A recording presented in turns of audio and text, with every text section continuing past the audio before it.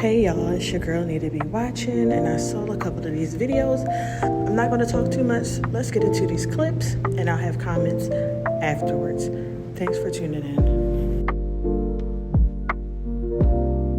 And I'm telling you, black men are responsible for her being masculine because we have not helped her raise them children. I am and not. when I say help them raise them children, I don't mean you as the stepdad. No, yeah, I mean you as an active member in the community. She got masculine because she had to become masculine in order to deal with the rape, the abuse, the domestic violence, the disappointments that men had in her life, and also raising those kids and have to take care of herself all at the same time. The black woman has been the be-all, in-all in our community for half of a century, and now we want to turn around and say because she didn't do it perfectly enough or remain feminine enough when she had to absorb our responsibilities plus her own, that's insensitive and disingenuous.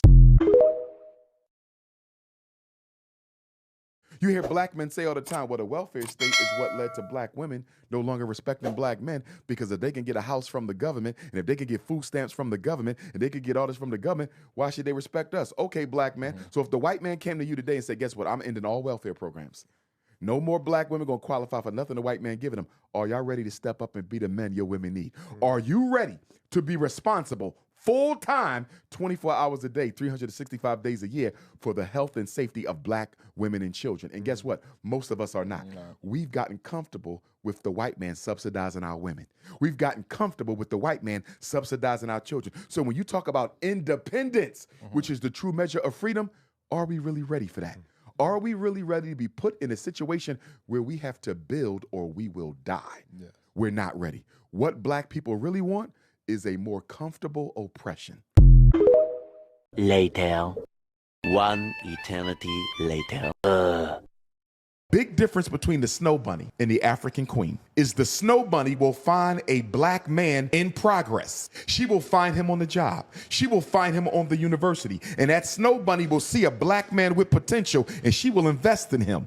She will help him level up. And then when the sisters see him 5 years later, he's a millionaire, and the sisters say, look at that sellout. He went and got a white girl. But guess what? When he was looking for a sister to help him level up, to invest in him, none of them wanted it. You know why? Too many black women want a finished product. Help him level up and become what you need him to be. Because the big reason why these snow bunnies are running off with black men is they're meeting them when they have nothing, but they believe in their vision. And black women are waiting for him to cross the finish line. And by the time he crosses the finish line, the snow bunny done snatched him already. I disagree. And when I see the dating issues that happen, it's never that they don't want to invest. It's actually the opposite. Black women are willing to be in relationships with men that are still leveling up. But yet you were reluctant. So why are they different from you? I've been through a relationship where I have supported someone and it went really badly for me. I don't think it's necessary. You have Eurocentric expectation. A big Please don't talk to me about Dr. Umar, bro. I saw him on this podcast, and this young black woman was interviewing him, and she was like, oh, I just want a man that makes the same amount of money as me. And Dr. Umar was like, that's impossible because of how harshly black men are impacted in the society. It's like, dog, Umar, you recognize racism. That's like your whole job, right? So wouldn't women have the burden of racism and the additional burden of sexism? Why wouldn't black men be able to step up to that bar? Are you kidding me? I don't have to deal with sexism. I should be able to step up with that. I've never gone to work and worried about being sexually harassed. You know why? Because I got big old balls. Big old man balls are great repellents for harassment at work and upward mobility. You guys are so feckless sometimes. Step up, dude. You're a man. I'm sorry. And the whole thing about the male loneliness pandemic, yes, men are lonely. Women aren't lonely too. Female teenagers aren't shooting up these schools. We gotta nut up, dude. You're a man. I'm sorry. It's not your fault that you're lonely, but it's your responsibility to get out of it, dude. And if you need someone to talk, I'll talk to you. If you need guidance or something, I don't know what I can do, but if I can help, I'll help. But dude, we can't be like, oh, woman, Stop. You're a man. It's 2025. Let's get it. Dr. Umar, on the JBP, I was listening to his episode again, and it got me to thinking, because they was talking about Martin Luther King and the civil rights movement and all this shit, right? I understand the fight for civil rights, but the fight to be able to drink from white people's water fountains and eat in white people establishments and be around the fight to be around white people. Whose fight was that? My theory, this is just my belief, and you can tell me if you think I'm tripping. I believe that fight was all black men, and black women just supported black men blindly, and they just went with it. Because black men outside of like the workspace, black men dealt with white people like on their way home and whatever. Like they dealt with racism, right? But I'm a true believer that if you treat me like shit in public, you'll treat me like dog shit in private. Black men worked with white men in public.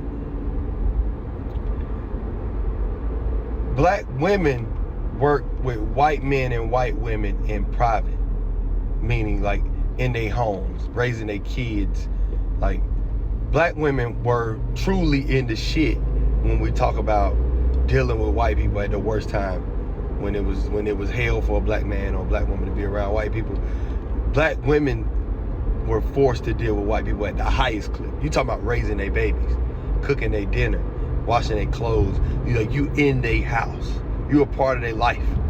Like, and I just can't believe that a black woman that's probably been treated like the worst of the worst behind closed doors in them white homes said, I wanna be able to be around them more. I just can't buy that. I might be wrong, I might just be viewing it wrong, but it just don't sound right to me. I think that black men the white man's freedom has always been the tier of success for black people. For everybody in this country, really. So I feel like black men wanted to feel on that level, and black women just supported their men. But we could have just got the civil rights movement could have just been us not being legally beat the fuck up and having our ass whooped every time we left the house. And we could have just like kept it moving. Cause we fought for desegregation and all that shit, and look, boom, we still segregated. High school, I graduated from that shit 90% black. Underfunded as a fuck. One thing I do know about Timothy, that if he did have a job, see you another blue moon. I know he would take care of me and the children and the bills. But what's holding him back, well, this is what he tells me all the time. He figure I'm gonna be with another guy, or I'm gonna slip away from him while he at work. That don't make no sense to me. Don't you get mad sometimes? I get mad a lot of times about financial support from Timothy. What do you say to him? I always said, ain't that hard to get a job. Go out there and look for a job, because I'm sick and tired of just laying back waiting for a welfare check. I said, this is not how I want to live the rest of my life. This is not the way I plan for my future to be. Does it make you feel bad that you can't support your kids? Yes. How do they make it? Where do they get the money? Well, the majority of them, their mother's on welfare, and welfare gives them the stipend for the month. So what I'm not doing, the government does. What would happen if the government didn't? This would be a big disaster, I guess, because you can't give something that you don't have. In order to give, you got to have for yourself. You see, people out there watching will say, why didn't he think about that before he brought 6 kids into the world? Well, mother had a choice. She could have had an abortion, or she could have kept the child. She decided whether she wanted to have the child, so therefore, I guess it's not sweating her. I mean, it's not bothering. You think it's her fault if she gets pregnant? Well, I mean, you fought her. Well, maybe not. Like they say, mama, baby, papa, maybe. You know what I mean? Black men are the white people of black people. We are the entitled, largely uneducated, flamboyantly problematic group that offers that everyone else is the problem but us.